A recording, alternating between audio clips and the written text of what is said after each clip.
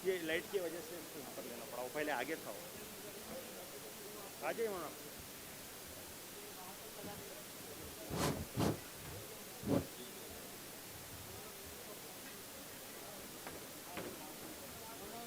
भाई जो हजरात जो है दूर खड़े हुए हैं, पहले वो कुर्सियों पर तशरीफ़ फरमा हो जाएं। मस्जिद के नमाजी भी मुसल्ली भी आ रहे हैं, तमाम के लिए सहूलत है, इंतज़ाम है। आप तमाम से गुजारिश है कि पुरसुकून माहौल में इस जलसे को मुनाकिद करते रहें।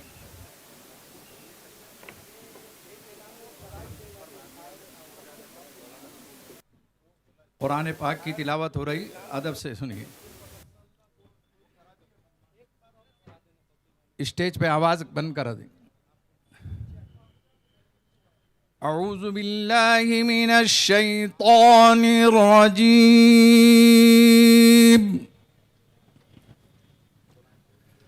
बिस्मिल्लाहिर रहमानिर रहीम।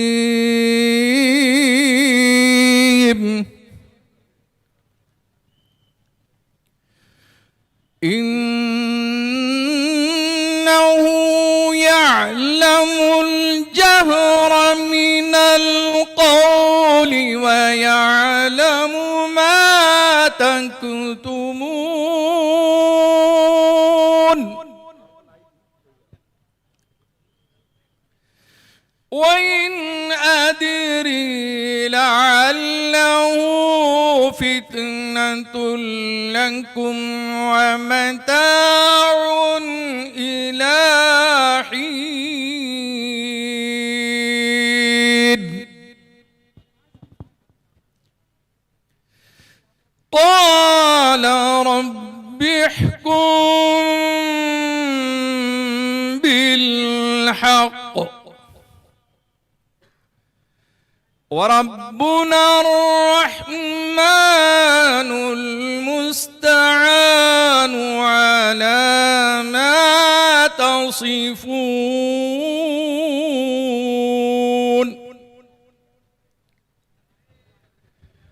बिस्मिल्लाहिर रहमानिर रहीम। वल हब्बु ज़ुल अस्फि वर रैहान। फबिअय्यि आलाइ रब्बिकुमा तुकज़्ज़िबान। खलक़ल इंसान मिन सलसालिन कल फ़ख़्ख़ार।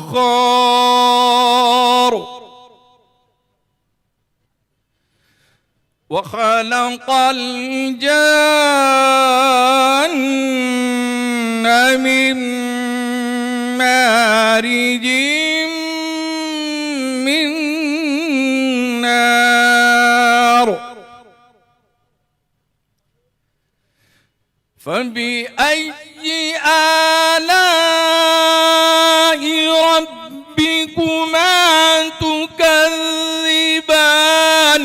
रब्बुल मशरिक़ैन व रब्बुल मग़रिबैन। फबिअय्यि आलाइ रब्बिकुमा तुकज़्ज़िबान। सदक़ल्लाहुल अज़ीम।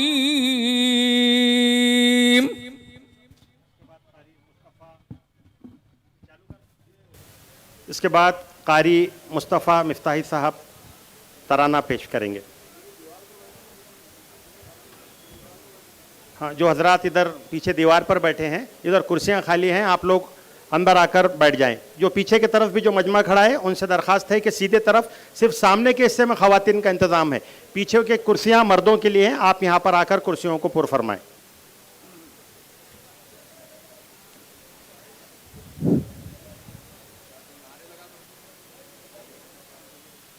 तमाम अहबाब एक मर्तबा पुरजोर आवाज़ में all India Muslim personal law board जिंदाबाद,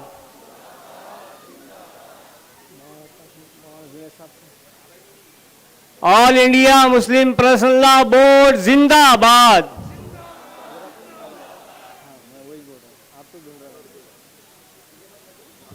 हेलो, मैं बराए करम मैं आप सभी अहबाब को तहे दिल से मुबारकबाद दूंगा कि इस वक्त बारिश भी बरस रही है और आपके आज़म हौसलों को सलाम कि शहर औरंगाबाद की गयूर आवाम और हमारी माएं बहनें बहुत बड़ी तादाद में यहां तशरीफ रखती हैं।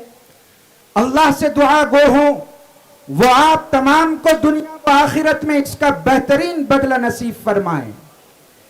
आइए मेरे साथ नारा लगाइए, all India Muslim personal law board, अकाबिर बोर्ड आगे बढ़ो, अकाबिर बोर्ड आगे बढ़ो, सिया कानून वापस लो, वक्फ बिल की सिया तरमीमात वापस लो, इनकलाबो इनकलाबो इनकलाबो इनकलाब।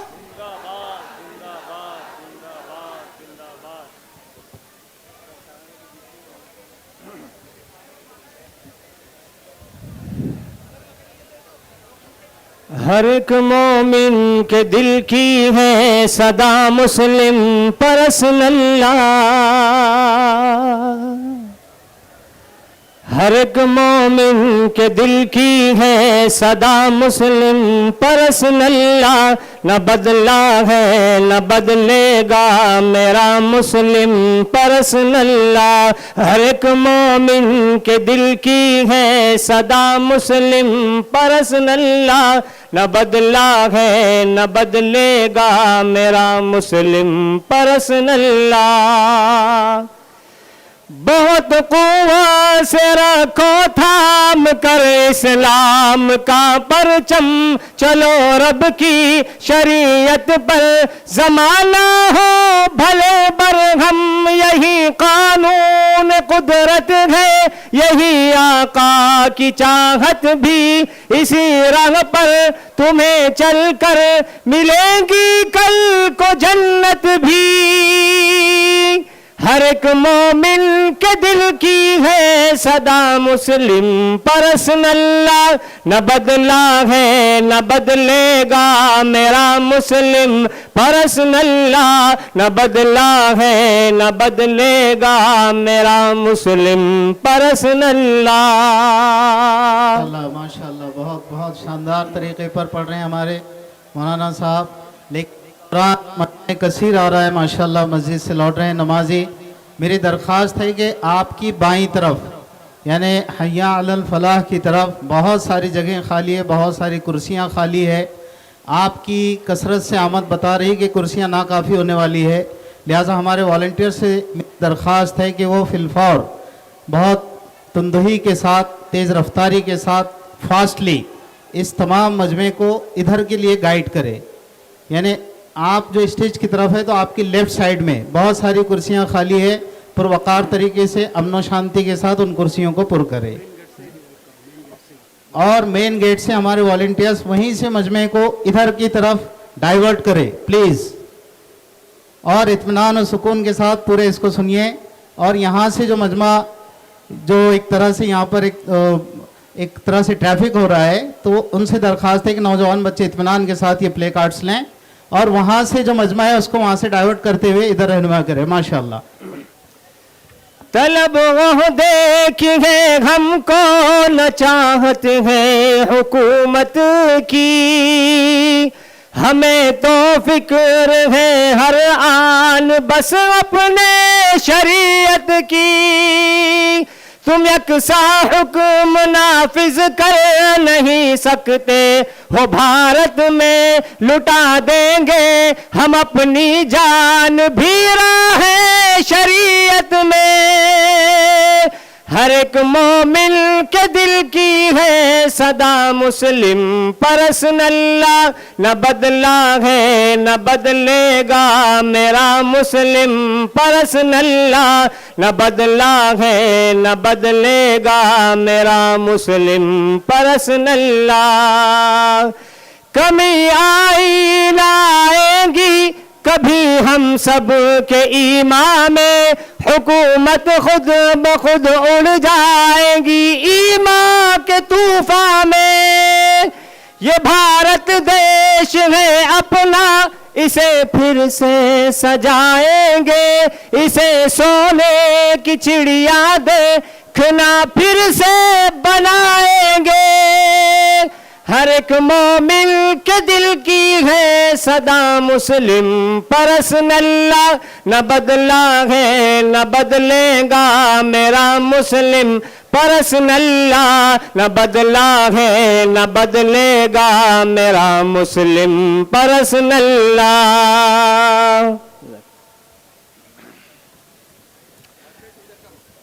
जी, हमारे वॉलेंटियर से दरख्वास्त है कि ये स्टेज के सीधे तरफ आप देख रहे हैं कि पीछे कुर्सियां खाली हैं, तो वहां पर सबको बिठाएं। वॉलेंटियर्स तवज्जो दें। अब इसके बाद वंचित बहुजन आघाड़ी से तैयब जफ़र साहब को मैं दरख्वास्त करता हूं कि वो तेज़ी के साथ अपना मैसेज संदेश यहां पर पेश फरमाएं।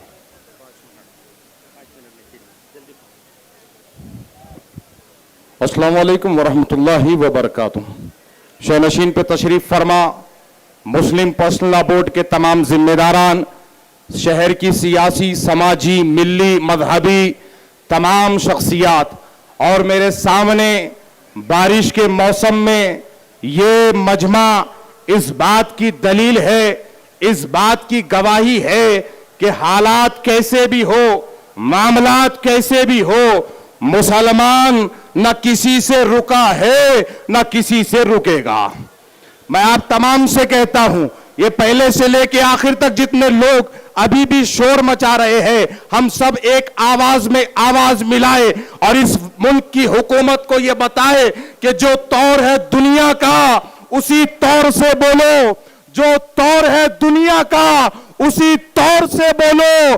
बहरों का इलाका है, जरा जोर से बोलो। बहरों का इलाका है, जरा जोर से बोलो। एक आवाज आगे से लेके पीछे तक दोनों हाथ उठाकर इनकलाब का नारा औरंगाबाद से गूंजेगा और दिल्ली तक जाएगा। इनकलाबो इनकलाबो इनकलाब, जिंदाबाद इनकलाबो इनकलाबो इनकलाबो इनकलाब, जिंदाबाद जिंदाबाद जिंदाबाद जिंदाबाद। काले कानून वापस लो, वापस लो, काले कानून वापस लो, वापस लो, वापस लो। अजीजान मिल्लत इस्लामिया, आपको ना अफसोस करने की जरूरत है, ना आपको किसी किस्म के सदमा लेने की जरूरत है। ये काला कानून आज अगरचे हमारे ऊपर नाफिज हुआ है, इसकी नजीर मैं आपको तारीख में लेकर जाकर बताता हूं। इस मुल्क के अजीज हिंदुस्तान में याद करिए, एक फैसला सुप्रीम कोर्ट ने 16 अप्रैल 1954 को दिया था, जब शिरूर मठ केस में हिंदू रिलीजन के ऊपर एक जो है तो कमीशन बिठाया गया था और उनके प्रॉपर्टी राइट के ऊपर सवाल किया गया था। तब इस देश की सुप्रीम कोर्ट ने यह कहा था कि धार्मिक संस्थाओं में सरकार का हस्तक्षेप नहीं होना चाहिए, और उसी सुप्रीम कोर्ट के 1954 के फैसले के आधार पर हम ये मांग करते हैं कि मुस्लिम पर्सनल जो ये धरने आंदोलन देश भर में कर रहा है, याद दिलाता है 1954 का वो फैसला अदालत को कि अपने फैसले का पास रखे और मुस्लिम पर्सनल लॉ के वो जो है तो 44 के 44 अमेंडमेंट वापस ले। इसी के साथ ज्यादा वक्त नहीं लूंगा, जिम्मेदारान बैठे हुए हैं, हमको उन सबको सुनना है। चूंकि वंचित बहुजन अघाड़ी की जानिब से, आली जनाब प्रकाश अंबेडकर की जानिब से मेरे हिस्से में यह जिम्मेदारी थी कि मैं मुसलमानों की आवाज को दलितों की आवाज के साथ मिलाऊं और आपके साथ कंधे से कंधा लगाकर खड़े रहूं। मैं ज्यादा वक्त नहीं लूंगा, मैं मुस्लिम पर्सनल लॉ के जिम्मेदारान से सिर्फ इतना कहते हुए अपनी बात को खत्म करता हूं कि आप जब भी, जहां भी, जिस स्थिति में भी हमको आवाज देंगे, हम आपको आपकी बगल में खड़े हुए मिलेंगे। बहुत बहुत शुक्रिया। इनकलाब जिंदाबाद। सिया कानून वापस लो, वक्फ बिल की सिया तरमीमात वापस लो, all India Muslim personal law board, अकाबिर बोर्ड आगे बढ़ो।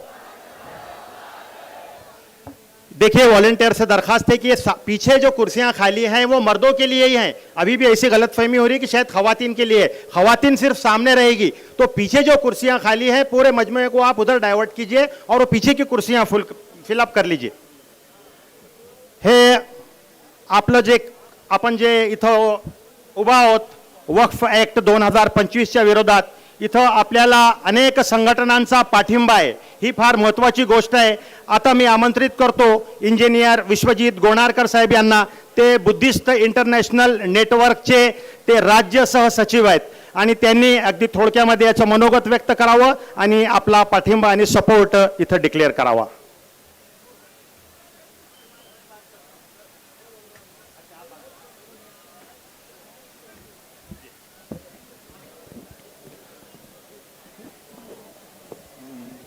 शुक्रिया। यहाँ पर मौजूद मेरे प्यारे भाई और बहनों, सर्वप्रथम मैं Vishwajit Gonarkar, Buddhist international network राज्य सचिव नाते के तौर पर मेरा आप सभी को स्नेह भरा सलाम। मैं अपनी बात ज्यादा सविस्तर नहीं रखना चाहूंगा, संक्षिप्त में ही रखना चाहूंगा। विद्यमान सरकार ने वक्फ बोर्ड का जो नया कानून लाया है, जो गलत है, और आज इस मौके पर मैं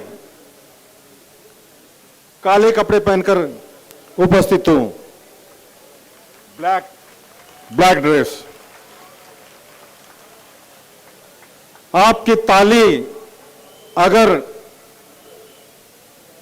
आप तक पहुंची है तो मुझे यकीन है कि ये ताली की गूंजे ये सरकार तक भी जरूर पहुंचेगी।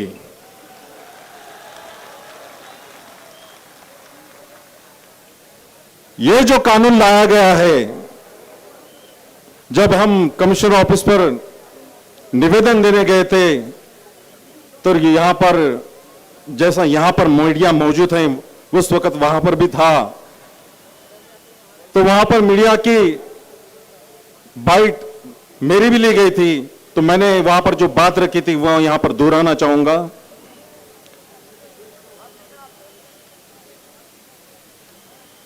मंदिर है, हिंदू लोग कमेटी रहेंगे, हिंदू लोग वहां मौजूद रहेंगे। क्रिश्चियन मंदिर है, चर्च है, तो मुस्लिम लोग, मुस्लिम धर्म के ही लोग उस कमेटी में रहेंगे। लेकिन ये कौन सा कानून है, यहां पर नॉन मुस्लिम भी हो सकता है? ये जो गलत कानून लेके आया इसका मैं निषेध करता हूं। और ये कानून के अंदर बहुत सारी गलत बातें लिखी गई है जो कि मुस्लिम के हित में नहीं है। वक्फ बोर्ड किस लिए है? वक्फ बोर्ड ये मुस्लिम समुदाय के हित में बनाया गया है। अगर मुस्लिम समुदाय के हित में अगर बनाया गया कोई बात है, कोई कानून है, उसके अगर नॉन मुस्लिम अगर आता है तो ये खुली बात है कि ये जस्टिस वाली बात हो नहीं सकती। अगर ऐसी है तो मेरा कृपया कहना गलत न माने, राम मंदिर बनाए वहां पर मुस्लिम व्यक्ति को ले लो, यह कभी कतई कबूल नहीं होगा। यह मुझे भी यकीन है और आप सभी को भी यकीन है। अगर यह बात कबूल है तो यह क्या चल रहा है? मैं अपनी ज्यादा बात आगे नहीं रखूंगा। मैं इस वक्फ बोर्ड का नया कानून जो लाया गया है, इसका मैं बहुत ही कड़े पैमाने पर निषेध करता हूं और यह वक्फ बोर्ड कानून तुरंत ये सरकार द्वारा वापस ये ले लिया जाए, ये कामना करता हूं। और ये कानून जो सरकार ने बनाया है, इसका मैं और एक बार कड़ी निंदा करता हूं। और मेरा यहां पर जो आयोजकों ने 2 शब्द कहने का मौका दिया है, उसका मैं यहां पर अपना तहे दिल से शुक्रिया कहता हूं। और अपनी बात रखते हुए मैं जरूर कहूंगा कि बामसेफ जो संगठन राष्ट्रीय स्तर पर काम करता है, बुद्धिस्ट इंटरनेशनल नेटवर्क को सहयोगी संगठन है, जब भी यह अन्यायकारक बात पर यह सरकार तुरंत कार्रवाई नहीं करती है, तो मैं बुद्धिस्ट इंटरनेशनल नेटवर्क का राज्य सह सचिव होने के नाते बामसेफ और बुद्धिस्ट इंटरनेशनल नेटवर्क आपके साथ बहुत जोरों से खड़ा रहेगा। शुक्रिया। बहुत शुक्रिया। ये वॉलंटियर से दरखास्त है कि ये पीछे खवातीन, ये जो कुर्सियां हैं उसमें भरने दीजिए। आप लोग रोक रहे हैं। वॉलंटियर हजरात तवज्जो दीजिए, पीछे जो कुर्सियां हैं मर्दों के लिए है, वो उसमें आप उनको बिठा दिए उनको। ये खवातीन सामने रहेंगे, पीछे मर्द रहेंगे। वॉलंटियर हजरात तवज्जो करें। हाँ, नौजवानों से गुजारिश है, बराए करम स्टेज के लेफ्ट साइड बराए करम पुलिस प्रशासन को सपोर्ट करें। यह हमारी मदद के लिए यहाँ पर मौजूद हैं। बराए करम नौजवान दोस्तों से गुजारिश है, वहां से हट जाए, सामने आ जाए भाई, बहुत सी कुर्सियां खाली है। अब इसके बाद मैं महाराष्ट्र की एक बहुत अहम शख्सियत माननीय राजेश टोपे साहब, जो माजी स्वास्थ्य मंत्री रहे हैं और आप जानते हैं कोविड के अंदर उनका एक बड़ा काम रहा है, मैं उनसे दरखास्त करता हूं कि वो आएं और इस अवसर पर हमारे लिए मार्गदर्शन करें।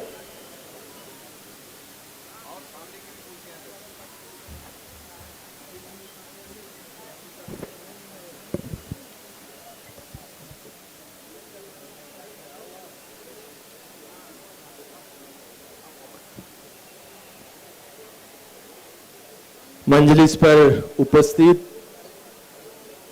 सभी हमारे उलमा इकराम,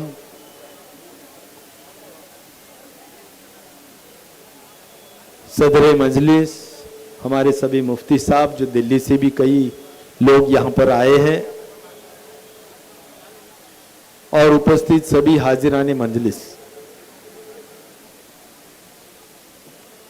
सभी उपस्थित हमारे बहुत बड़े तादाद में यहाँ पर उपस्थित हुए हमारे सभी मुस्लिम भाइयों, बहनों और बुजुर्गों, सभी को मेरा सलाम। आज हम सभी लोग यहाँ पर एक बहुत बड़े अहम मुद्दों को लेकर यहाँ पर उपस्थित हुए हैं। खास तौर पर अल्पसंख्यक समाज के ऊपर जो नाइंसाफी हुई है, उसके ऊपर आप लोगों को इत्तला करने के लिए, उसकी जानकारी देने के लिए, आप लोगों में जागरूकता लाने के लिए यहां पर सभी लोग उपस्थित हुए हैं और सभी लोगों का मार्गदर्शन भी मजलिस से होने वाला है। भाइयों, आप सभी लोगों को पता है कि करीबन 1400 साल के पहले, जब हुजूर के बाद पहले खलीफा अबू बकर, उनके वक्त से ये वक्त की जो अल्लाह के नाम पे देने का जो काम है वो होते आ रहा है। तब से आज इतने सालों के बाद इस पे कुछ तब्दीली लाने की बात हुई है। अरे भाई आवाज नहीं आ रहा है बोल रहे। आवाज आवाज आवाज वालों ने जरा ध्यान देना प्लीज।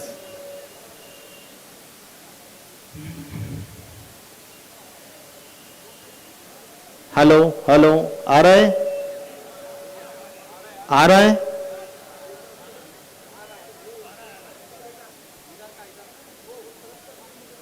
उधर का जो मेरे दाया, जरा हाथ ऊपर करके बोलिए भाई। ओके ओके, शुक्रिया। तो मैं ये कह रहा था कि भाई हुजूर के बाद पहले खलीफा के अबू बकर के वक्त से ये बात चली आ रही कि वक्फ में हम हमारी जो भी जमीन जायदाद है हम देते आते थे, वो वक्फ के नाम से, अल्लाह के नाम से देते। उसके ऊपर 95 में जब पहला कायदा हुआ कि जो हमारे आर्टिकल है, जो हमारी घटना है, उसके तहत हमारे को जो अधिकार है उसको मद्देनजर रखते हुए वो कायदा बनाया गया था। लेकिन आज इस सरकार के माध्यम से उसमें जो तब्दीली की गई है वो अल्पसंख्यक भाइयों के ऊपर निश्चित तौर पर अन्यायकारक है, नाइंसाफी है। और इसीलिए हम सभी लोगों ने इसकी जानकारी लेनी चाहिए। सभी लोगों को ये जो तब्दीली लाई है, जो किस तरह से हमारे को अन्यायकारक है, ये हमने समझ लेना चाहिए। इसलिए ये मजमा यहां पर आप सब लोगों का बुलाया गया है। भाइयों, मैं ये कहना चाहता हूं कि अभी जो तब्दील आई है, ऐसा कभी होता है क्या कि भाई कुछ शर्तें रखी गई, आप 5 साल इस्लाम पालन कर रहे हैं, इसका आप पुरावा दीजिए और फिर हम आपका इस वक्फ के बारे में हम जो काम हो रहा है वो मानेंगे। दूसरी बात तो ऐसी कही गई कि भाई ये कायदा जो लाया था तब बोर्ड लाया गया था, बोर्ड काम कर रहा था, बोर्ड के मेंबरान काम कर रहे थे, उसके ऊपर सीओ था, वो भी सरकारी था। लेकिन अभी उसको हटा के ये सभी काम जिलाधिकारी के माध्यम से किया जा रहा है। जिलाधिकारी, हम रोज कलेक्टर ऑफिस जाते हैं, जिलाधिकारियों को कितने काम होते हैं वो भी हमें पता है। इससे तो मैं बोलूंगा कि सरकारी काम और सरकारी दखल अंदाज इसमें बढ़ेगा। अभी मेरे मतदार संघ में एक बहुत बड़ा तालाब बनने जा रहा है, तो उसमें कुछ ये जमीन का भी मदद और खिदमत मास और मदद मास की कुछ औकाफ की जमीन है, उसके बारे में भी अगर इस कायदे के तहत दिया गया कि भाई ये औकाफ की है क्या नहीं, ये नहीं समझ में आ रहा है या इसके कागजात नहीं है, तो ये नए कायदे से क्या हो सकता है, ये जमीन सरकार की तरफ जमा हो सकती है। तो ये बड़ा निश्चित तौर पर नाइंसाफी होगी। दूसरी बात मैं ये रखना चाहता हूं कि जैसे कि मेरे पहले के तकरीर वालों ने बोला कि पहले मुस्लिम भाई, अल्पसंख्यक भाई इसमें मेंबरान थे, अभी गैर मुस्लिमों को, महिलाओं को लिया जा रहा है। भाई महिलाओं को लेने में कोई हर्ज नहीं है, लेकिन मुस्लिम ये पर्सनल लॉ है, एक अलग लॉ है, और इसीलिए इसमें मुस्लिम ही मेंबर रहना चाहिए, गैर मुस्लिम की जरूरत बिल्कुल नहीं है। ये कोई इसमें दो राय बिल्कुल होनी नहीं चाहिए। और इसीलिए मैं ये कहना चाहता हूं कि कई सालों से, सैकड़ों सालों से जो जमीन वक्फ की यूज होते आ रही है, जिसका नाम है कि भाई वक्फ बाय यूजर, यानी जो इस्तेमाल कर रहा है ये वक्फ की जमीन कई सालों से, उसकी पहचान वक्फ की जमीन ही थी। लेकिन अभी ये जो प्रावधान है वक्फ बाय यूजर, ये प्रावधान निकाला गया है।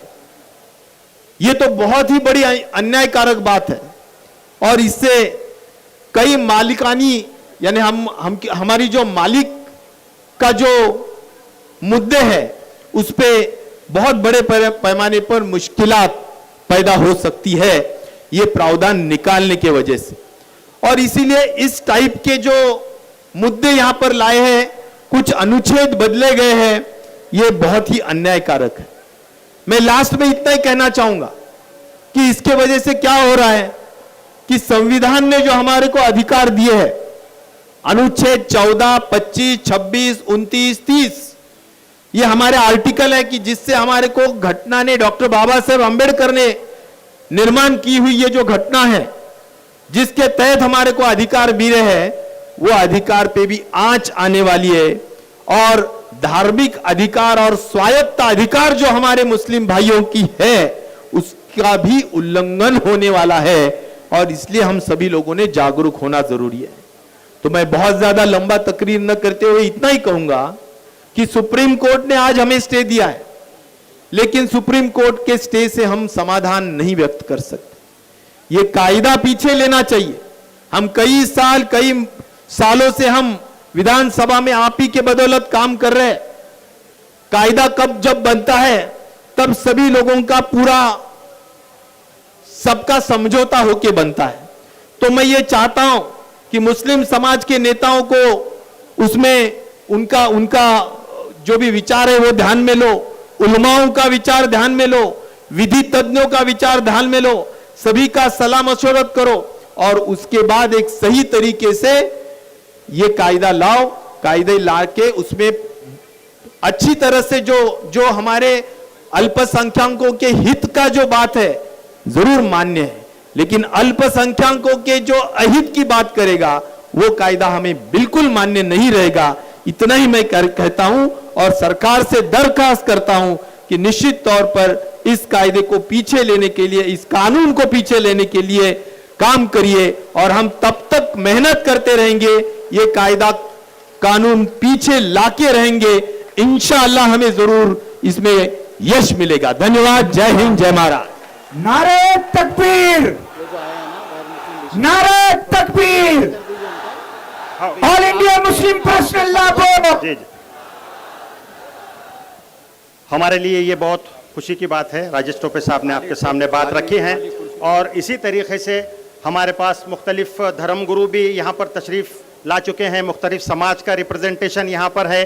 अभी राष्ट्रवादी से आपने राजेश टोपे साहब को सुना, अब उद्धव बाला साहब ठाकरे शिवसेना की तरफ से मैं डॉक्टर शोएब हाशमी साहब से दरख्वास्त करता हूँ कि वो अपने ख्यालात का इजहार करें।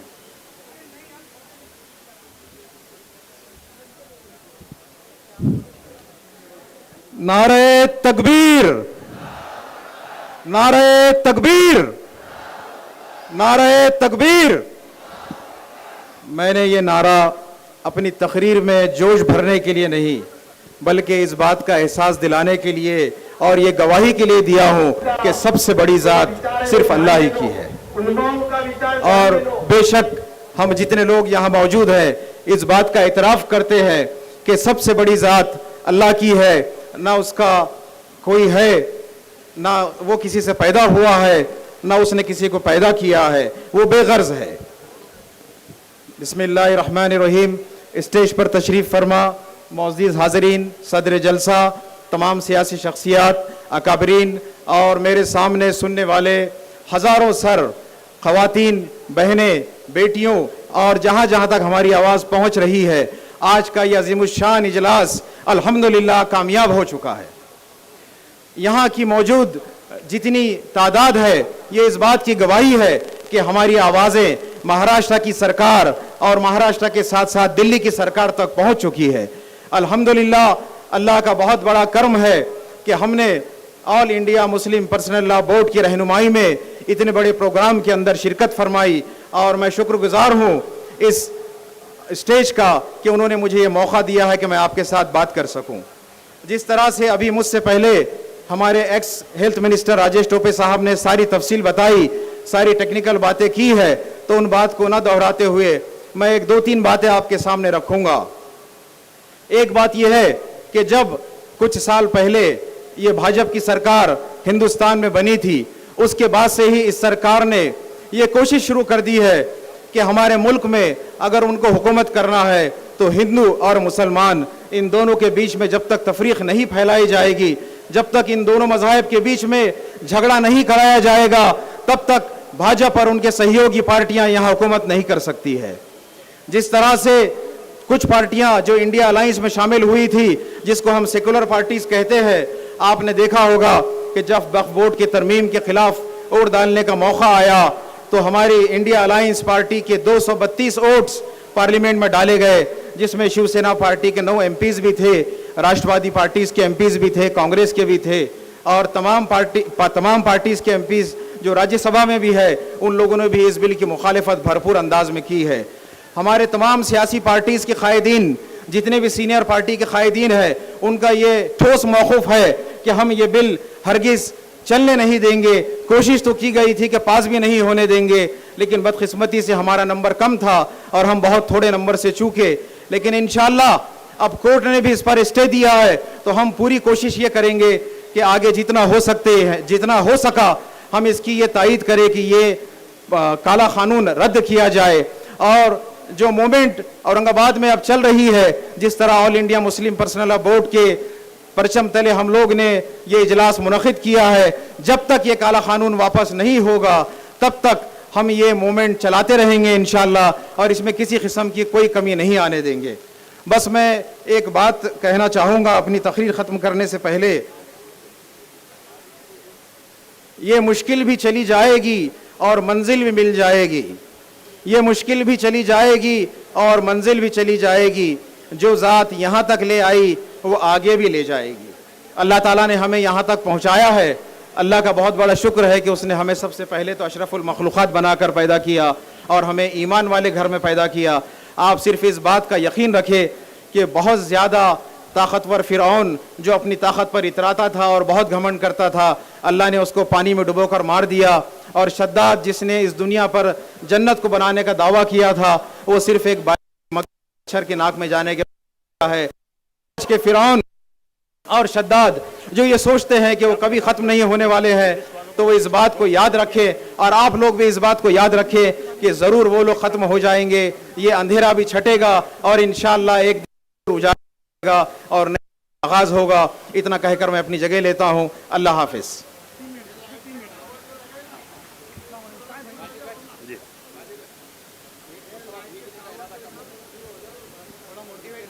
हाँ, जो आपके हाँ, बारिश आ रही है, ये अल्लाह की रहमत है। आप हजरात इत्मीनान के साथ बैठे रहिए। आपके बैठने को अल्लाह ताला कबूल फरमाए। बेहतरीन अजर इसका आपको यहाँ पर मिलने वाला है।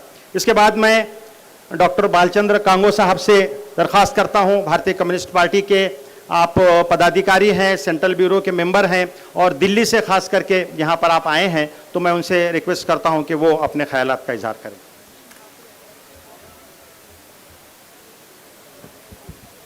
मंच पर उपस्थित सभी हाजरीन और मेरे बहादुर भाइयों और बहनों, बारिश का आगाज था। प्रेडिक्शन ये था कि बारिश होने वाली है, उसके बावजूद भी आज इतने बड़े तादाद के ऊपर आपने आके ये बता दिया है कि हम अन्याय के खिलाफ लड़ने को तैयार है। उसके लिए मैं आपको मुबारकबाद देता हूँ और आप जरूर कामयाब होगे ये विश्वास भी प्रकट करता हूँ। साथियों, मैं यहाँ पर इसलिए आया हूँ कि जो गोदी मीडिया है वो हम लोग क्या करते हैं बताते नहीं है। 12 अप्रैल को हमने पूरे देश में कम्युनिस्ट पार्टी और लेफ्ट पार्टियों ने मिलकर वक्फ कानून के खिलाफ जो 2 अप्रैल में 2025 में पास हुआ था, उसके खिलाफ सब जगह प्रोटेस्ट किया, लेकिन किसी भी प्रेस ने उसके बारे में न्यूज नहीं दी। हमारे कॉमरेड जनरल सेक्रेटरी कॉमरेड राजा, इन्होंने सुप्रीम कोर्ट में एक याचिका दाखिल की है जो पब्लिक इंटरेस्ट लिटिगेशन बोल के वहां पर एडमिट हुई है, ये वक्फ एक्ट के खिलाफ, क्योंकि ये कानून संविधान के खिलाफ है। आज देश में एक बहुत बड़ी लड़ाई चल रही है। वो लड़ाई क्या है इसको आप समझ लीजिए तब ये समझाने के लिए मैं यहां पर आया हूं। सवाल सिर्फ वक्फ एक्ट का नहीं है। 2024 के इलेक्शन में आपने सुना होगा एक नारा था, अब की बार 400 पार। क्यों 400 पार? उनको कानून और संविधान कॉन्स्टिट्यूशन बदलना था, लेकिन जनता को यह मालूम हो गया और उसके लिए जनता ने उनको यह कहा कि आपको मेजॉरिटी नहीं देंगे, लेकिन एनडीए की मेजॉरिटी आ गई। अब उन्होंने यह तय किया, अब वो कानून के भक्त हो गए। अब डॉक्टर बाबा साहब अम्बेडकर का फोटो लगा के वो बार बार बोलते हैं कि हम संविधान के खिलाफ नहीं है, हम संविधान की रक्षा कर रहे हैं, और बाकी की पार्टियां संविधान के खिलाफ है, ऐसा उनका इल्जाम लाते हैं। लेकिन ये कानून पास करके उन्होंने वो क्या मैसेज देना चाह रहे हैं? इसमें कई प्रावधान हैं जो हमारे राजेश टोपे साहब ने आपको पढ़ के बताया, उसको मैं रिपीट नहीं करना चाहता हूं, लेकिन दो प्रावधान मेरे लिए बहुत खतरनाक नजर आते हैं। एक प्रावधान है कि कलेक्टर, ये जो गवर्नमेंट का नुमाइंदा रहता है, वो वक्त की प्रॉपर्टी और गवर्नमेंट के प्रॉपर्टी में जब झगड़ा होगा तब जजमेंट देगा और वो चैलेंज नहीं कर सकेंगे। अब तक क्या था कि वक्त का एक ट्राइब्यूनल था, वो ट्राइब्यूनल जजमेंट देता था, लेकिन अब वो ट्राइब्यूनल का पावर कम कर दिया गया है और कलेक्टर किसकी बात मानेगा? भाई जिसको जिस गवर्नमेंट ने उसको कलेक्टर किया है उसकी बात मानेगा। इसका मतलब गवर्नमेंट वक्त प्रॉपर्टी कंट्रोल करने की कोशिश कर रही है, जैसा मध्य प्रदेश में उन्होंने किया है। तो इसके खिलाफ हम आवाज उठा रहे हैं कि भाई हमारे अल्पसंख्यक भाई जो है, उन्होंने जो वक्त प्रॉपर्टी की है वो अल्लाह की मालिक है, वो भगवान का है, वो किसी आदमी का नहीं है। 1982 का जो 1882 का जो ट्रस्ट एक्ट है उसके अंदर और वक्त में वही बेसिक फर्क है। ट्रस्टी मालिक नहीं है, वो ट्रस्ट चलाते हैं, वक्त चलाते हैं। वक्त की मालिक भगवान है, अल्लाह है, और इसको बदलने की कोशिश गवर्नमेंट कर रही है और उसके लिए कई फेक न्यूज फैला रही है, जैसे वक्त के बाद बहुत लैंड है और ये है, जो झूठा है। और इसके खिलाफ पार्लियामेंट में हमारे लोगों ने आवाज उठाई, सुप्रीम कोर्ट में भी उठाई और रोड पे भी हम आवाज उठा रहे हैं। और यही बात बताने के लिए मैं आ रहा हूं कि आप अकेले नहीं हैं। हिंदुस्तान के जो सेक्युलर लोग हैं वो आपके साथ खड़े हैं और ये बताने के लिए खड़े हैं कि ये नाइंसाफी हम बर्दाश्त नहीं करेंगे और ये बर्दाश्त नहीं करनी चाहिए। और मैं आपसे अपील करता हूं कि आप लोग भी हमारा साथ दीजिए और हमारी देश की संविधान को बचाने की जो कोशिश हम कर रहे हैं उसको कामयाब बनाइए। लाल सलाम, जय हिंद। अविनाश कांबळे साहब, बीआरएसपी शहर अध्यक्ष। जिन महापुरुषों ने इस देश के बहुजन समाज को गरीबी, गुलामी, लाचारी से मुक्त करने के लिए अपने जीवन का बलिदान दिया, उन सभी महापुरुषों को विनम्र अभिवादन करते हुए आज all India Muslim personal law board की तरफ से वक्फ कानून के खिलाफ ये जो प्रोटेस्ट चल रहा है, इस प्रोटेस्ट के लिए उपस्थित मंच पर सभी बड़े नेता, साथियों, भाइयों, मेरे उपस्थित मेरे भाई और बहनों, भाइयों, ये भारतीय जनता पार्टी की सरकार कई दिनों से दलितों, मुसलमानों, आदिवासियों के खिलाफ बहुत बड़ा षड्यंत्र बना रही है। इनको गुलाम, लाचार, भिखारी बनाने का षड्यंत्र इस देश की सरकार बना रही है। उसी के तहत ये वक्फ बिल लाया गया है। इसके पहले भी एनआरसी के माध्यम से, सीएए के माध्यम से मुस्लिम समाज को इस देश से बाहर करने का षड्यंत्र भारतीय जनता पार्टी ने किया था। हमने उस टाइम उस सरकार को बोला था कि हमने गमों को हुरूज पाने नहीं दिया, हमने गमों को हुरूज पाने नहीं दिया और मुसीबतों को इस भारत पर आने नहीं दिया। यहां की मिट्टी में हमारे बुजुर्गों की हड्डियां हैं शामिल। अरे इस मिट्टी ने हमें पाकिस्तान जाने नहीं दिया, इस मिट्टी ने हमें पाकिस्तान जाने नहीं दिया। भाइयों, मैं आपको यह गुजारिश करता हूं, जो आरएसएस और भाजपा से डरता है मैं उसे मुसलमान नहीं मानता, जो अल्लाह से डरता है मैं उसी को मुसलमान मानता हूं। इसलिए डरने की जरूरत नहीं है। बाबा साहब का संविधान और बाबा साहब का समाज आपके साथ खड़ा है। ये कानून को हम वापस लेके रहेंगे, चाहे नरेंद्र मोदी हो या अमित शाह हो, हम उसको झुकाएंगे। इस शायरी के माध्यम से मैं आपको संदेश देता चलूं कि जज्बा है शोक शहादत तो क्या कीजिए, डरने की जरूरत नहीं है भाइयों। जज्बा है शोक शहादत तो क्या कीजिए, अब हमने भी हाथों में सर ले लिया है। अरे कत्ल होने से कब तक डरे यारो, जब कातिलों के मोहल्ले में घर ले लिया है। धन्यवाद। जय भीम, जय भारत, जय संविधान। खुदा हाफिज। जोरदार तालियों के साथ इस्तकबाल कीजिए। बहुत अच्छी बातें, गुफ्तगू आप सुन रहे हैं। हमारे साथ सभी समाज के लोग इस वक्त मौजूद हैं, ये बहुत बड़ी बात है। अब मैं आवाज दे रहा हूं, क्रिश्चियन कम्युनिटी को रिप्रेजेंट कर रहे हैं फादर रानड़े, पास्टर रानड़े, अनिल रानड़े साहब। मैं उनसे दरखास्त करता हूं कि वो आएं और अपने विचार व्यक्त करें।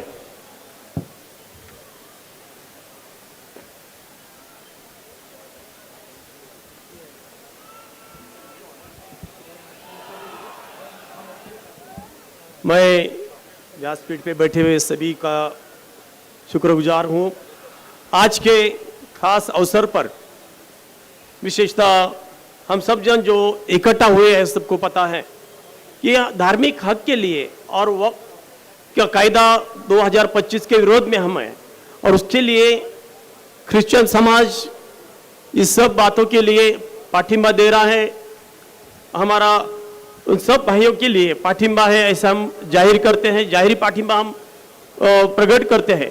उसी तरह से हम देखते हैं कि ईसा अलैहिस्सलाम इन्होंने जो बातें कही है कि हम एक दूसरे से प्यार करें, एक दूसरे से प्यार में बने रहे, और उसी तरह से हम सब जन भाई है, ये हम सब जन बोलते हैं। मगर विशेषता इस बात को हम विशेषता ये रखते हैं कि हमारे पे भी बहुत सा अत्याचार हुआ है क्रिश्चियन समाज के ऊपर, जैसा कि हम देखते हैं चर्च के ऊपर, उसी तरह से जो जगह है उसके ऊपर भी ये सब जो कायदा आज लाया गया है, हम पर भी उसका आने वाले दिनों में उसका असर हो सकता है। इसलिए हम सब मिलकर इस बात की लड़ाई लड़ रहे हैं, और उसके लिए क्रिश्चियन समाज उसका पाठिंबा देता है। और उसी तरह से हम देखते हैं जो कायदा हमें बताता है, और भारतीय राज्य घटना कलम में हम देखते 25 से 30 धर्म स्वातंत्र्य के लिए, अल्पसंख्यक के लिए जो हक के लिए कायदा लिखा गया है। पहले बात हम देखते 25 कलम में ऐसा कहा है कि प्रत्येक व्यक्ति को अपने धर्म स्वीकारने का और उपासना करने का, प्रचार करने का अधिकार है। उसी तरह से कलम 26 में लिखा गया प्रत्येक धार्मिक संस्थान को व्यवस्थापन करने का अधिकार है, और 27 कलम में लिखा गया है धार्मिक संस्था कोई भी धर्म का प्रचार करने पर भर देने की शक्ति सत्ता कोई नहीं कर सकता, कि वो शक्ति नहीं कर सकता।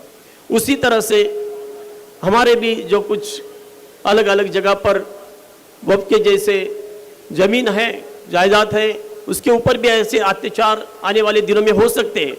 इसलिए हम मुस्लिम समाज को पूरी रीति से पाठिंबा देते हैं क्रिश्चियन समाज के द्वारा, और यही बात करके मैं इस बातों को पूरी रीति से आपके सामने रखता हूं। धन्यवाद। अब इसके बाद प्राचार्य सुनील वाकेकर साहब, जो सदर हैं मानव विकास निर्माण संशोधन संस्था के, और हमेशा हमारे साथ खड़े रहते हैं, मैं उनको आवाज़ देता हूं कि वो आएं और अपनी बात रखें। छत्रपती शिवाजी महाराज, महात्मा फुले, शाहू महाराज आणि डॉक्टर बाबासाहेब आंबेडकर यांना अभिवादन करतो। बिस्मिल्लाहिर्रहमानिर्रहीम। मैं आपके सामने सिर्फ 2 बातें रखूंगा। सबसे पहले ये जो कानून है, हा जो काळा कायदा वक्तचा जो सरकारने बनवल्याचा तीव्र विरोध करतो। हा कायदा बनवताना सभागृहामध्ये संसदेमध्ये मोदींनी असं सांगितलं की आम्हाला गरीब मुसलमानाची चिंता आहे।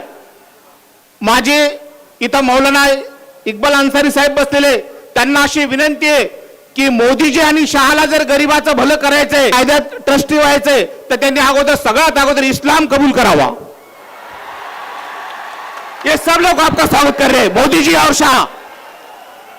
अगर उनको गरीबों का भला करना है, मुसलमानों के ट्रस्ट में हकदार बनना है, अगर वो इस्लाम कबूल करते तो क्या आप उनको हकाधिकार देंगे? मैं मीडिया से दरखास्त करूंगा कि ये संदेश उन्मान सभी भाई, सभी मौलाना उनका स्वागत करेंगे अगर उनको ट्रस्ट बनना है। अगर नहीं अगर नहीं तो सारे देश के जितने भी मंदिर, गुरुद्वारा, बौद्ध चर्च सब है, सब में एक जैसा कानून होना चाहिए। राम मंदिर के ट्रस्ट में बौद्ध भिक्खु भी होगा, मौलाना भी हो गए, पादरी भी हो गए, गुरुद्वारा जैसा होगा। नहीं तो ये गंदा षड्यंत्रकारी कायदा आप वापस लेंगे। यही दरख्वास्त के साथ मैं अपनी बात को विराम देता हूं। जय भीम, आदाब।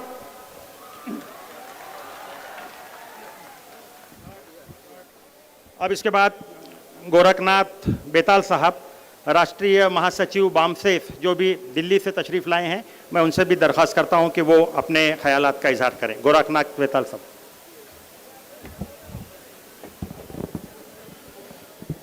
मंच पर उपस्थित सभी आलिम एवं उलमाए इकराम, सामने उपस्थित सभी मुस्लिम भाई और बहनों, आज यहाँ पर हम जो वक्फ का कानून बनाया गया उसके विरोध में विरोध प्रदर्शन करने के लिए यहाँ पर उपस्थित हैं। साथियों, हम लोगों को ये जानना होगा कि इस वक्फ पे कानून को क्यों बनाया गया। ये जो वक्फ का संशोधन बिल है, कानून है, उसके पीछे कौन है और किसके लिए ये बनाया गया है, इसको हम लोगों को समझना होगा। इसमें सबसे बड़ी बात यह है कि इस कानून में जो गैर इस्लामिक प्रतिनिधि हैं उनको वक्फ की प्रॉपर्टी में दखलंदाजी करने का अधिकार होगा। दूसरी बात है, सरकार इसके जो प्रतिनिधि है वक्फ पे वो चुनने का अधिकार भी सरकार को होगा। और तीसरी सबसे बड़ी बात यह है कि इसमें प्रशासनिक हस्तक्षेप होगा, यानी सरकार के लोगों को इस प्रॉपर्टी के बारे में न्याय निर्णय करने का अधिकार होगा। ये तीन बातों का क्या मतलब है? इन तीन बातों का मतलब है कि ये जो वक्फ की प्रॉपर्टी है, जो कि अल्लाह ताला की प्रॉपर्टी है और जिसका नियंत्रण जो है वो मुस्लिम कौम के लिए है, इस कौम की सारी समस्याओं का समाधान करने के लिए ये प्रॉपर्टी है। लेकिन ये जो प्रॉपर्टी है, इस प्रॉपर्टी पर अभी मुस्लिम लोग जो है, उनके जो प्रतिनिधि है वो इस पर निर्णय नहीं करेंगे। तो निर्णय कौन करेंगे? सरकार के लोग करेंगे, सरकार के प्रतिनिधि करेंगे। तो इसका मतलब है सरकार इसमें हस्तक्षेप करना चाहती है। तो सरकार का मतलब क्या है, ये बात हमको समझना चाहिए। सरकार का क्या मतलब है? हम लोग ये समझते हैं कि सरकार का मतलब मोदी है।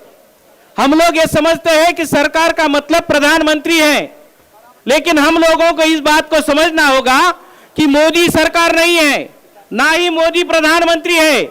जिसको हम प्रधानमंत्री कहते हैं वो वास्तविक इस देश का प्रधानमंत्री नहीं है। तो ये प्रधानमंत्री ब्राह्मणों का, मोहन भागवत का रखा हुआ प्रधानमंत्री है। हमको ये समझना होगा, सरकार का हस्तक्षेप का मतलब है ब्राह्मणों का हस्तक्षेप होगा।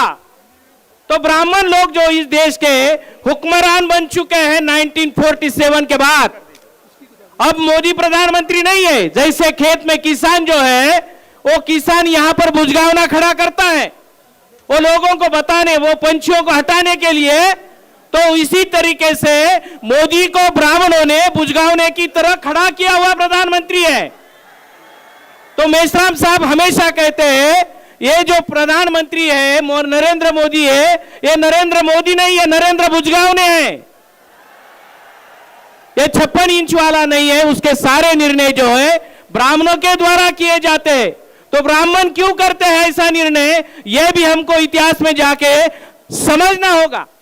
साथियों, जब तक 7वीं सदी तक, यानी 1400 साल पहले भारत में इस्लाम का आगमन नहीं हुआ था, तो यहां पर बैठे हुए जो मुसलमान भाई हैं उनके पुरखे कौन थे? तो उनके पुरखे उस समय में भारत में ब्राह्मण धर्म का राज था, ब्राह्मणों का धर्म था। और आज के मुसलमानों के पुरखे जो है वो ब्राह्मण धर्म के अंतर्गत शूद्र थे। जो SC ST OBC के लोग हैं, जिनको ये ब्राह्मण लोग हिंदू कहते हैं, वो भी हिंदू नहीं है। अगर वो हिंदू होते, 2 मिनट, अगर वो हिंदू होते तो चीफ जस्टिस जब महाराष्ट्र में आता है तो उसकी अवमानना क्यों करते?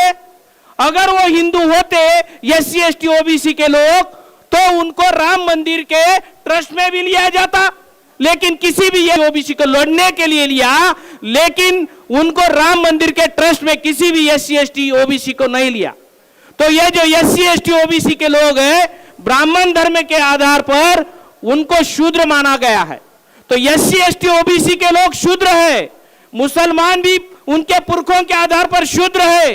ये मोहन भागवत और ब्राह्मण धर्म के लोग मुसलमानों को भी SC ST OBC को वो शूद्र मानते हैं, और शूद्र के आधार पर मनुस्मृति ये कहती है शूद्रों को संपत्ति का अधिकार नहीं है, शूद्रों की संपत्ति छीन लेनी चाहिए।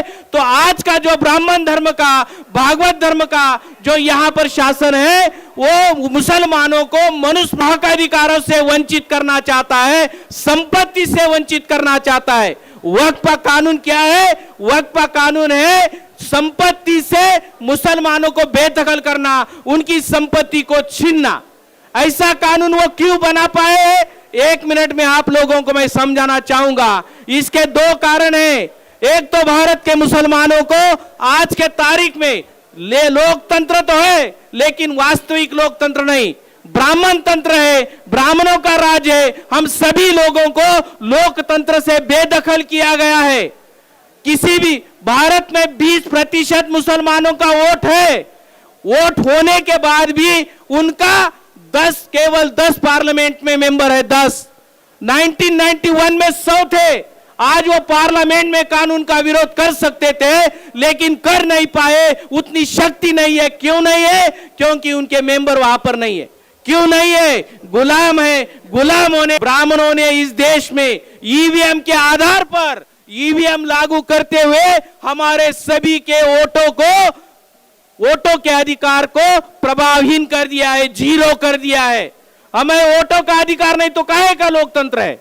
ये तो ब्राह्मण तंत्र है, और इस ब्राह्मण तंत्र को जब तक हम नहीं हटाएंगे, यहाँ पर SC के अधिकार छीने जा रहे, ST की संपत्ति छीनी जा रही है, हमारे भाइयों की सबकी संपत्ति छीनी जा रही है, उसको रोकना होगा। रोकने के लिए हमको मिलजुल कर इकट्ठा आकर, अकेले नहीं लड़ना है, हमको मिलजुल कर लड़ना होगा। हाथ में हाथ मिलाकर, कंधे से कंधा मिलाकर साथ में आकर लड़ना होगा।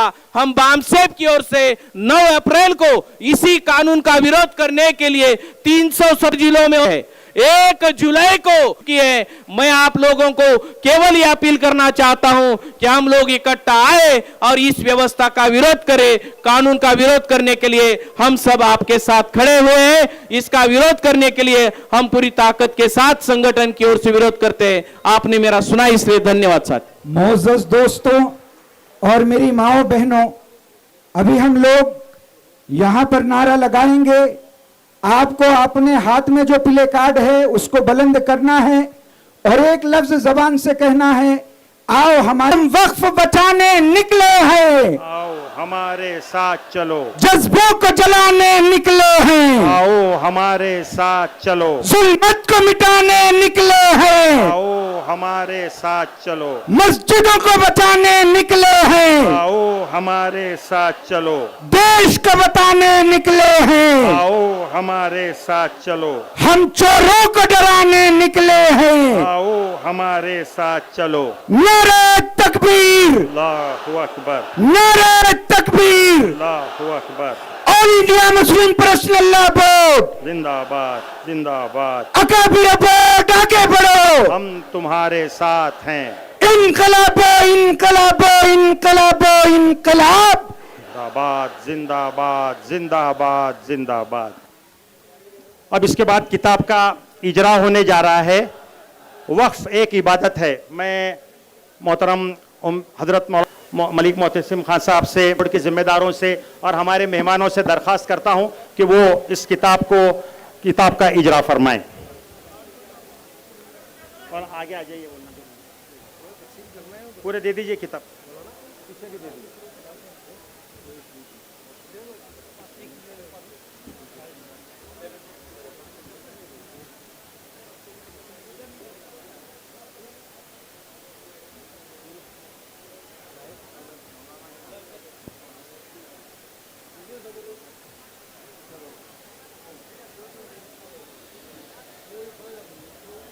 जैसा कि आप देख रहे हैं कि हमको ऑल इंडिया मुस्लिम पूरे भारत में ये जो आंदोलन चल रहा है इसको समाज के सभी वर्गों का, राजकीय क्षेत्र के लोगों का, धार्मिक संगठनों का और यहाँ पर जो मानवता के लिए काम करने वाले लोग हैं, संविधान के लिए काम करने वाले लोग हैं, सभी का हमको सपोर्ट यहाँ पर मिल रहा है।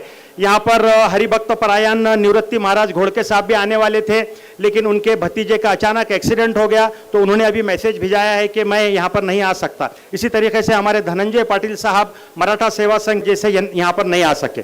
अब मैं आवाज़ दे रहा हूँ हमारे लाड़के खासदार माननीय कल्याण जी काळे साहब को, कि जिन्होंने, आप जानते हैं कि विपक्ष ने हमारे बेहतरीन आवाज़ संसद में उठाई और इस वक्फ बिल पर बहुत अच्छी चर्चा संसद में हुई है और वो इस आंदोलन में, सड़क के इस आंदोलन में भी हमारे साथ है। मैं उनसे विनंती करता हूं माननीय खासदार कल्याण जी काळे साहब से कि वो इस अवसर पर हमारा मार्गदर्शन करें। यहाँ पर मौजूद मुफ्ती मोहित साहब और सभी उलेमा इकराम और लिए समाज के आए हुए सभी साथी और मेरे बहनें, इतनी बारिश होने के बावजूद भी यहाँ लोग इकट्ठा होकर के जरा भी इधर उधर नहीं हो रहे, इसका मतलब यही है अब हम सब लोग एक जगह आ गए हैं। अब उनको ये वक्फ बिल वापस लेना ही पड़ेगा और हम उसके साथ में, वो वक्फ बिल आपके लिए, आप विरोध में, ऐसा नहीं है, हम भी आपके साथ हैं। और पार्लियामेंट के अंदर जब 3 बजे तक चर्चा हुई, मैं वहां मौजूद था और उस टाइम सारी की सारी कांग्रेस पार्टी राहुल गांधी साहब के साथ ऐसी जुड़ी थी कि किसी भी हालत में ये बिल पास नहीं हो। काले कानून बनाने वाले, जिनकी मंशा ही काली है, जिन्होंने ये काला कानून बनाते समय ये सोच लिया है कि हमारे पुरखों ने जो जमीन दी वो कुछ चंद लोगों के, गरीब लोगों के काम आए, बेवाओं के काम आए, लेकिन उनको ये ठीक नहीं लग रहा है। सबसे ज्यादा जमीन वो तरफ है और वो हमारे आंखों में आ रही है। अब ये बात उनके जेब में आई और ये जमीन ले करके अदानी अंबानी को देना, ये मंशा उनकी है।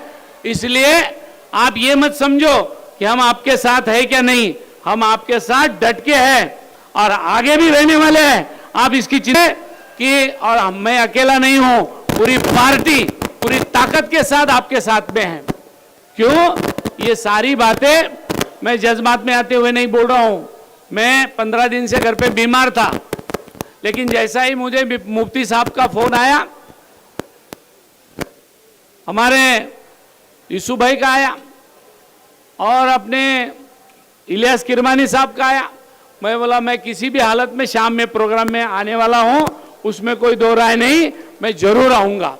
उसकी वजह इतनी थी कि यहां आने की वजह यह है, हम लोग जो कानून के लिए लड़ रहे हैं वो कानून हमारे खिलाफ नहीं है। तो ऐसे बहुत सारे कानून ये लोग पास कर रहे हैं पार्लियामेंट के अंदर, इसलिए हम सब लोगों को एक जगह आने की जरूरत है। मैं आपसे सबसे गुजारिश करूंगा कि इसमें कौन किधर गया, कौन किधर आया, वो नहीं करते हुए, हर एक समाज में अलग अलग संगठन होते हैं, लेकिन सब एक छाते के नीचे आने की जरूरत भी है। और सब एक जगह आने के बाद मुझे नहीं लगता कि कोई कानून अपने से आगे जा सकता है। किसी भी हालत में अपने को ये कानून, ये लोगों को वापस लेना पड़ेगा। हम आपके साथ थे, आज भी है और आगे भी रहने वाले हैं। ये कहने के लिए मैं ज्यादा लंबी तकरीर नहीं करते हुए फिर एक बार आपको बताऊंगा कि ये सब जो औरंगाबाद संभाजी नगर के लोग एक जगह आए, ये ऐसे एक जगह आने के बाद क्या होता, ये हमने 2024 के लोकसभा के चुनाव में देखा है। उसकी मतलब ही नतीजा वही है। मैं फिर एक बार सबसे गुजारिश करूंगा, ये वक्फ बोर्ड के कानून के खिलाफ हम सबको एक जगह रहने की जरूरत है। मैं आपके साथ में हूं। बहुत सारी बातें बोलने जैसी है, लेकिन बहुत सारे नेताओं को भी, बहुत सारे उलेमा इकराम को भी आपके सामने तकरीर करनी है। मैं ज़्यादा लंबी तकरीर नहीं करते हुए इतना ही करके कह के मेरे अल्फाज खत्म करता हूँ। जय हिंद, जय महाराष्ट्र, खुदा हाफिज।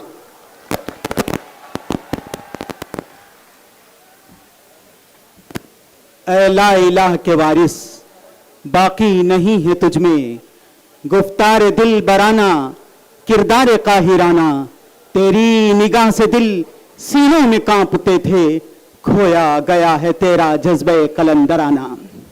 अब हम निहायत ही अदब और एहतराम के साथ हमारे संसद में इस बिल को ज़बरदस्त अंदाज में सपोर्ट करने वाले पार्टी के नुमाइंदे, अवैसी साहब के नुमाइंदे बीमारी के बावजूद हमारे बीच मौजूद है।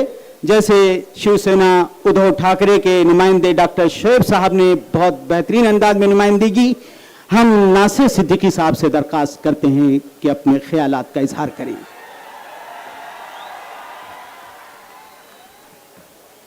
औज़ु बिल्लाहि मिनश शैतानिर रजीम, बिस्मिल्लाहिर रहमानिर रहीम।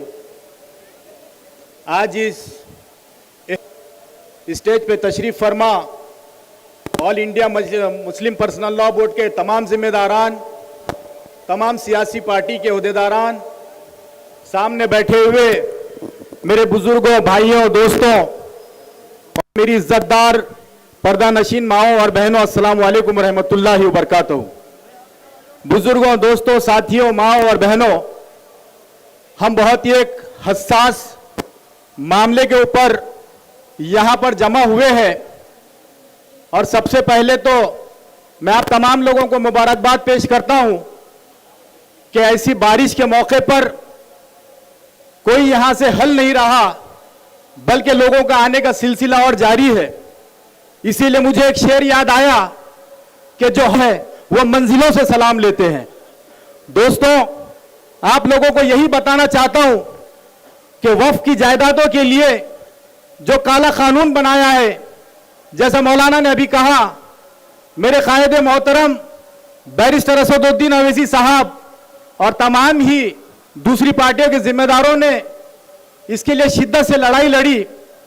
यहां तक कि जो जेपीसी की कमेटी बनाई गई थी, यह हुकूमत ने उसको भी ना, और जिस तरह दादागिरी करते हैं उसी तरह यह हुकूमत ने हमसे वक्फ की जायदादें छीनने का एक नया तरीका बनाया है। लेकिन